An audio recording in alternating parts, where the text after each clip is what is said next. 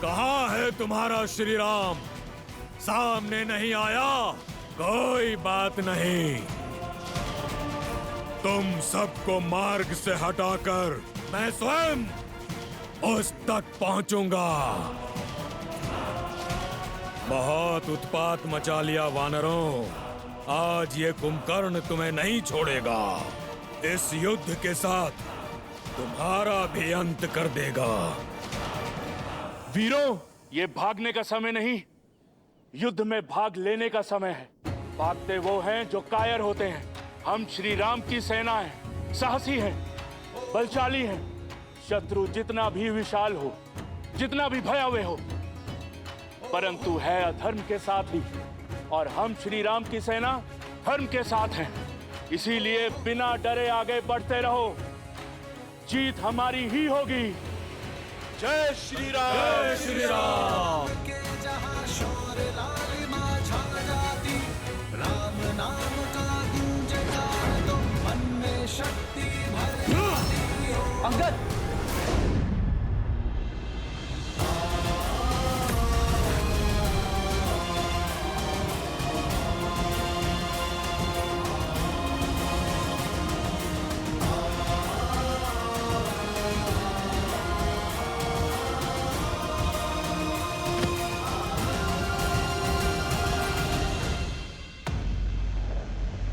ये जब से आया है हाहाकार मचा रखा है। हम किस क्षण की प्रतीक्षा कर रहे हैं भैया? इसकी निद्रा भी पूरी हुई नहीं है। चलिए हम चलकर इससे सदा सदा के लिए निद्रा दे देते हैं। नहीं प्रभु, कुंभकर्ण मेरा भाई है, मैं इसे भली भांति जानता हूं। ये दशानन के साथ अवश्य है, किंतु इसके मन में कोई पाप नहीं। आप केवल एक बार मुझे इसे समझाने का, इससे बात करने की आज्ञा दीजिए। वो धर्म और अधर्म के बीच का भेद जानता है। भाई के स्नेह में कदाचित आप भूल रहे हैं विभीषण जी। इस समय वो आक्रमण कर रहा है और क्रोध की अग्नि समझ को भस्म कर देती है। ऐसे में यदि उसने आप पर आक्रमण कर दिया तो नहीं, इस समय आपका वहां जाना उचित नहीं है। नहीं लक्ष्मण जी, कुंभकर्ण मुझसे बहुत प्यार करता है, वो मुझे कुछ नहीं करेगा। विभीषण का कथन उचित है लक्ष्मण। इस युद्ध का उद्देश्य अधर्मियों का नहीं, अधर्म का नाश करना है। धर्म के मार्ग पर चलने का अवसर तो घोर अपराधियों को भी मिलता है। इस अबुद्धि को भी एक अवसर अवश्य मिलना चाहिए। जाओ विभीषण, और अपने भाई को धर्म के पावन आंचल में आने का अवसर दो, इससे पहले कि अधिक विलंब हो जाए। उसे अन्याय करने से बचा लो।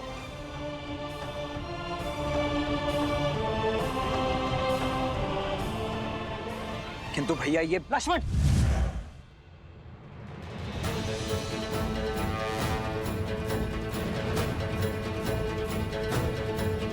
आक्रोश जोश क्रोध का ये क्षण है प्रतिशोध का। ललकार और पुकार का ये क्षण है अति विरोध का। विभीषण को अपना कार्य करने दो लक्ष्मण, हमें इन राक्षसों को रोकना है।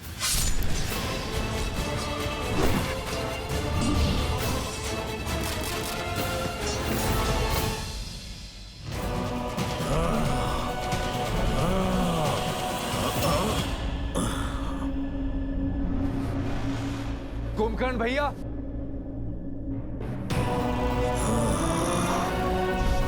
मत छुओ मेरे चरण विभीषण। धर्म के पथ पर चलने वालों को अधर्मियों से आशीर्वाद कहाँ मिलता है? आज भले ही हम दोनों अलग दिशाओं में खड़े हैं, किंतु है तो भाई ही ना। क्या आपने इस छोटे भाई को बात करने का एक अवसर भी नहीं देंगे?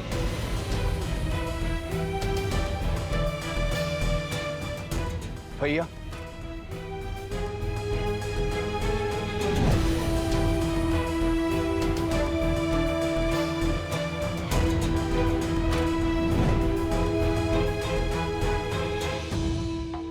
कभी सोचा नहीं था जिस भाई को इतने प्रेम से पाला वही हमारे जीवन लेने को आतुर होगा। युद्ध भूमि में शत्रुओं से जा मिलेगा, विश्वासघाती बन जाएगा। तुमने न केवल लंकेश के पीठ पर प्रहार किया है, बल्कि पूरी लंका के विश्वास को तार तार किया है। अपने भैया के विरुद्ध जाना मेरा निर्णय नहीं, नियति थी। मैं तो केवल वही प्रयास कर रहा था जिसके लिए वचनबद्ध था, जिसका आशीर्वाद मैंने ब्रह्मदेव से लिया था। दशानन भैया ने मेरा तिरस्कार किया। तो शीश रावण के विरुद्ध खड़ा होगा, उसे राजद्रोही माना जाएगा, उसे मृत्यु का पात्र माना जाएगा। कितनी ही बार दशानन भैया को समझाने का प्रयास किया कि माता सीता को प्रभु श्री राम को सौंप दे और बचा ले इस राक्षस कुल को, किंतु किसी ने मेरी नहीं सुनी। जब लंका से त्याग दिया गया तो प्रभु श्री राम की धर्म की शरण में आना पड़ा। अद्भुत! धर्म के आवरण पर एक भाई का धर्म छिपा रहे हो विभीषण। लंका से निकाल फेंके तो मेरे समीप आते, माता केकसी के पास जाते, या यही बैरागी बन जाते। पर उस वनवासी के पास जाना तो अनिवार्य नहीं था भैया, किंतु इतने वर्ष भैया के साथ उनके साहस का लाभ उठाकर अब साथ छोड़ दिया। यदि भैया ने अधर्म किया है तो उस समय ही उनका साथ क्यों नहीं छोड़ा? जब भैया ने लंका हथियाई थी, कुबेर को निष्कासित किया था, जब तुम चट्टान पर से गिरने वाले थे, भैया छोड़ सकते थे तुम्हारा हाथ, पर नहीं छोड़ा, क्योंकि विष्णु भक्ति सही, परंतु तुम उनके भाई थे। वाद विवाद, धर्म अधर्म की बात बाद में, सर्वप्रथम भाई का धर्म निभाना चाहिए था तुम्हें। भैया को नारायण तक ले जाने का संकल्प करने वाले जब अवसर सिद्ध हुआ तो एक नर का हाथ पकड़कर उसे अपना नारायण मान लिए, उसके चरणों में जा छिपे, इसलिए कि उसने तुम्हें लंका का नया राजा लंकेश बना देने का लालच दिया।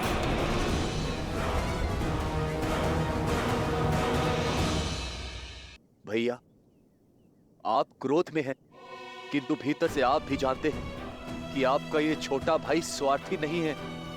परमार्थ के लिए लंका छोड़ी। मैं भी अपने भैया का शुभ चाहता हूं। यदि आप भी अधर्म के विरुद्ध हैं, तो ये विध्वंस क्यों भैया? मैं साथ होता तुम्हारे विभीषण, यदि तुमने रावण भैया का विरोध लंका में रहकर किया होता, पर तुम लंका की सीमा पार कर शत्रु से मिल गए, और अब ये विरोध नहीं, विद्रोह है, विश्वासघात है लंका से। और मैं जो कर रहा हूँ वो विध्वंस नहीं, सुरक्षा है, निष्ठा है मेरी अपनी लंका और लंकेश के प्रति। भैया, मेरी बात को समझने का प्रयास कीजिए। आपका ये छोटा भाई धर्म की ओर है, और प्रभु श्री राम साधारण मनुष्य नहीं है, साक्षात नारायण का रूप है।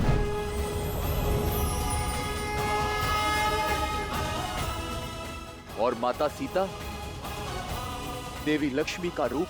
होंगे वो तुम्हारे भगवान, किंतु मेरे भगवान केवल मेरे रावण भैया हैं। कोई अस्तित्व नहीं था हमारा लंकेश के बिना।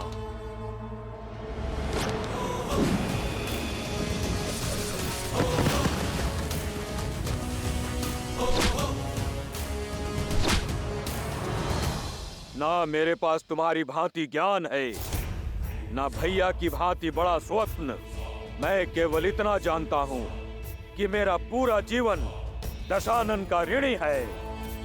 मेरा जीवन उनका है और श्वास भी, और मैं अंतिम श्वास तक लंकेश की ढाल कवच बन के रहूंगा। मेरे भाई के लिए मेरा अंग अंग लड़ेगा, तुमसे भी और तुम्हारे उस वनवासी नर से भी, जिसे तुम सिंहासन के लालच में नारायण समझ बैठे हो। नहीं भैया, मुझे राजपाट, पद प्रतिष्ठा किसी का लोभ नहीं। चाहे तो ये मुकुट क्या, मेरा जीवन ले लीजिए भैया, किंतु अधर्म का साथ छोड़ धर्म की ओर आ जाइए भैया।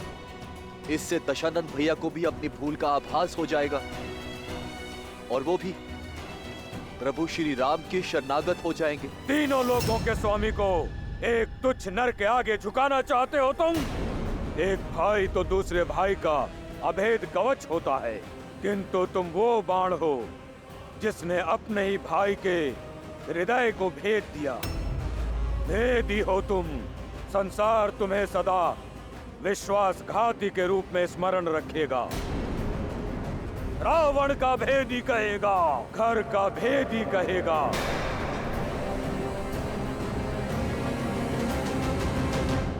यदि ऐसा है तो स्वीकार है। नारायण भक्ति की सम्मान के लिए मुझे ये अपमान भी स्वीकार है भैया।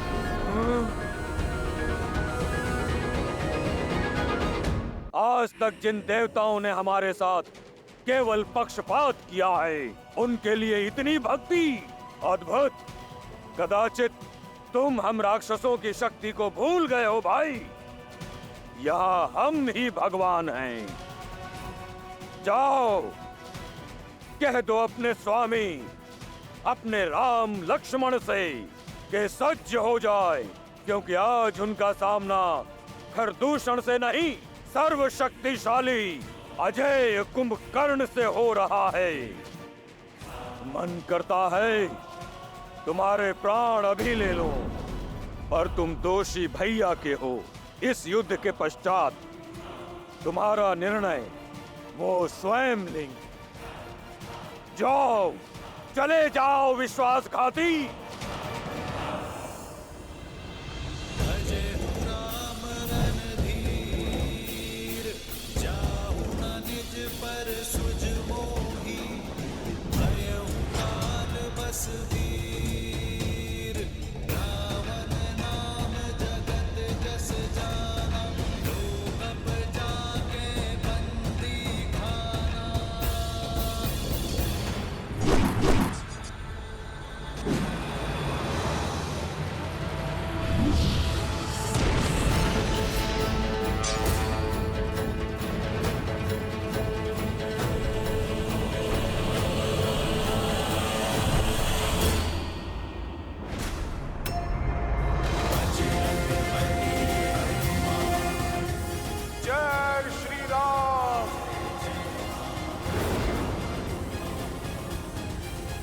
रुक जाओ दानव, मैं विभीषण नहीं जो तुम्हें बार बार बातों से समझाऊंगा। मैं संहार करूंगा। तुम करोगे मेरा संहार? तुम जैसे तुच्छ वानर से लड़ना मेरी क्षमता का अपमान है। जय श्री राम।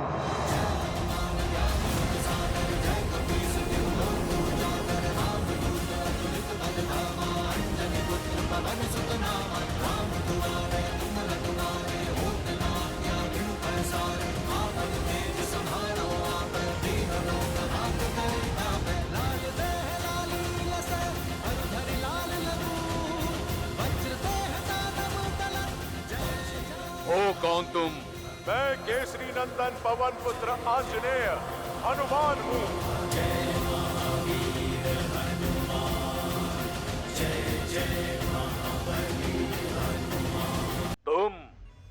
तुम करोगे मेरा संहार? तुम जैसे तुच्छ वानर से लड़ना मेरी क्षमता का अपमान है। जय श्री राम।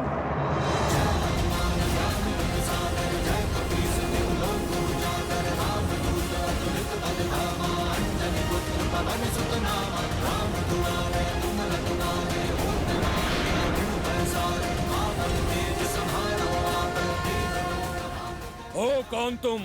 मैं केसरी नंदन पवन पुत्र आंजनेय हनुमान हूँ।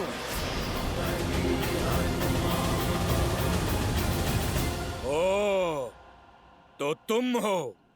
जिसने लंका जलाई, मेरे भतीजे को मारा, आज तेरा वध करके लंका के द्वार पर तेरी ही पूंछ से उल्टा लटकाऊंगा तुझे। लंका के द्वार तक जाने के लिए तुम्हारा धड़ बचेगा ही कहां?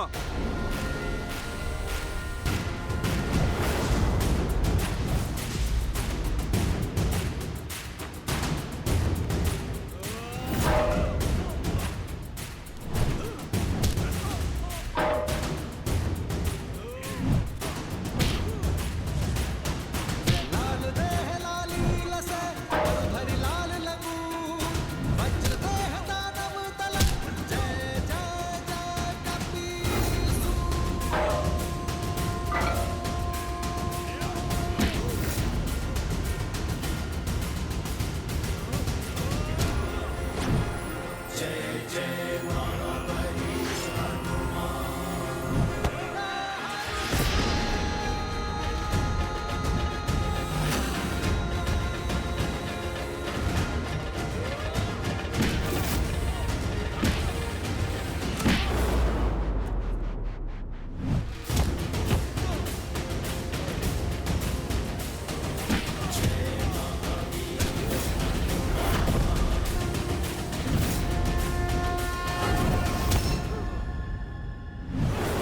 लाल देह लाली लसे भरी लाल लगू वज्र देह दानव तलक जय जय जय कपीसु।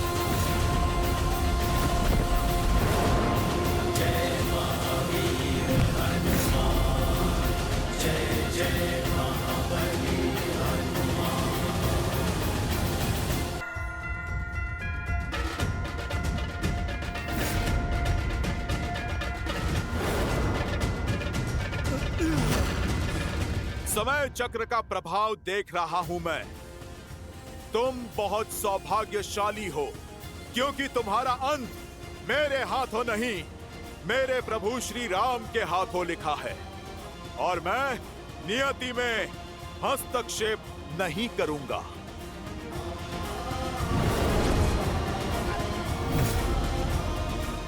जय श्री राम।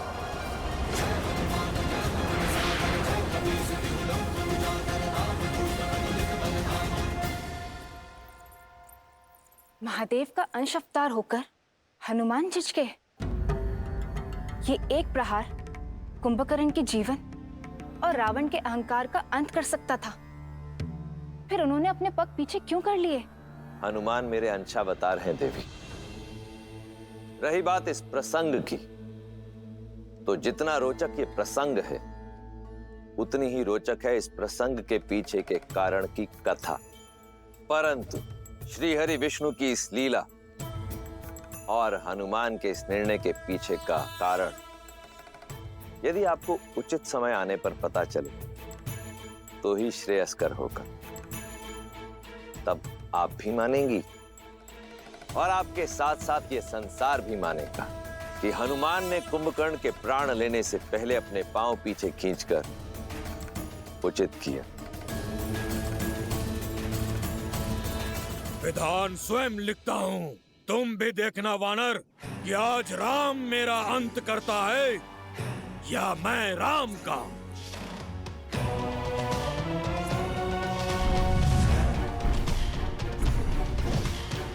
कहाँ है वो वनवासी?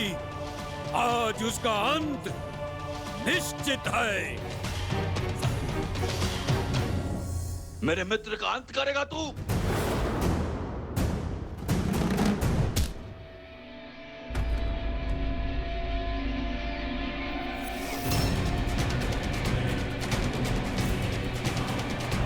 कौन हो तुम? क्यों अपने तुच्छ प्रहारों से मेरा समय व्यर्थ कर रहे हो? वानर राज सुग्रीव हूं मैं, श्री राम का सेनापति। अब तो प्रहार से पहले प्रश्न होगा। पूछूंगा तुम्हारे प्रभु से, इतना निर्बल सेनापति रखोगे तो युद्ध कैसे जीतोगे? बोलो, कहाँ है तुम्हारा राम?